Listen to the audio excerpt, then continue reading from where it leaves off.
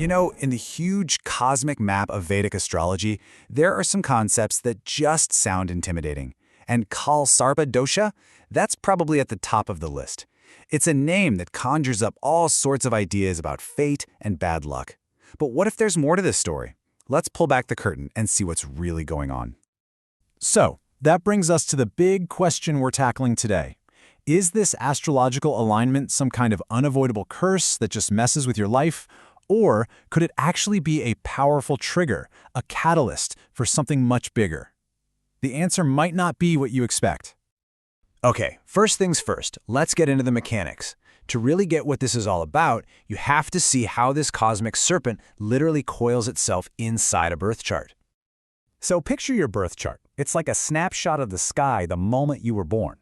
Now, the setup for Kaal Sarpa Dosha happens when all 7 of the main planets, that's the Sun, Moon, Mars, Mercury, Jupiter, Venus, and Saturn, get squeezed onto one side of that chart. They're basically all boxed in. And what's boxing them in? These 2 mathematical points in the sky called Rahu and Ketu, the lunar nodes. In Vedic mythology, Rahu is the serpent's head, and Ketu is the tail. So you get this incredibly strong image of all the planetary energies being held in the grip of this giant celestial snake. Let's just break down the name itself, because it's pretty cool. Kaal means time, and Sarpa means serpent. So this isn't just a random planetary pileup, it's the serpent of time. The whole idea is that it points to a deep karmic imbalance, almost like a cosmic challenge that's been set in motion by our own past lives.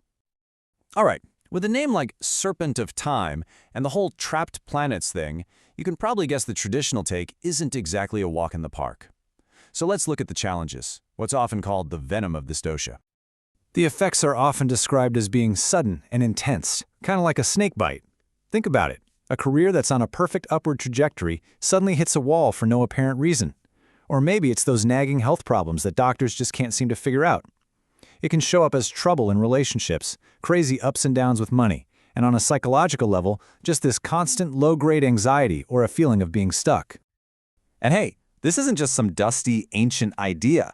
Astrologers look at major historical figures through this very lens.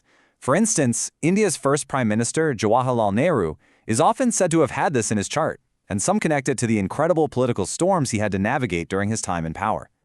So yeah, it's pretty easy to see why this is one of the most feared alignments in Vedic astrology. But here's the pivot. What if all the doom and gloom isn't the whole picture? What if the venom also holds the secret to the antidote? This is where the whole story flips on its head and gets really interesting. Many astrologers, both old and new, argue that inside the serpent's venom, you find its most powerful medicine, a hidden gift. Check out this duality here. The same struggles that bring stagnation can forge an unbelievable resilience in a person.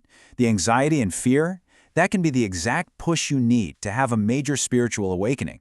And that heavy feeling of karmic debt, it can force you to develop a sharp intuition and a real sense of detachment from all the drama of the material world.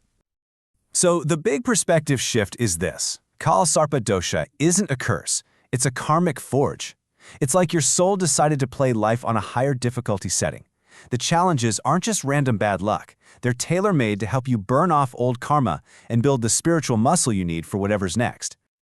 Okay, so if it's a forge, you're gonna need some tools to work with that fire, right? This brings us to the really practical side of things, the remedies.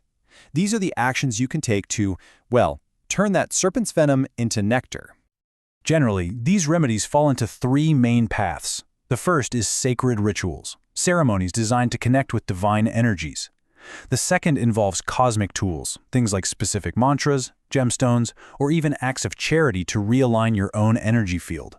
And the third path, which might just be the most important one, is your daily karma, the conscious choices you make day in and day out. And here are some actual, concrete examples. For a ritual, someone might perform a special puja at a temple like Trimbakeshwar, which is famous for this kind of energy work.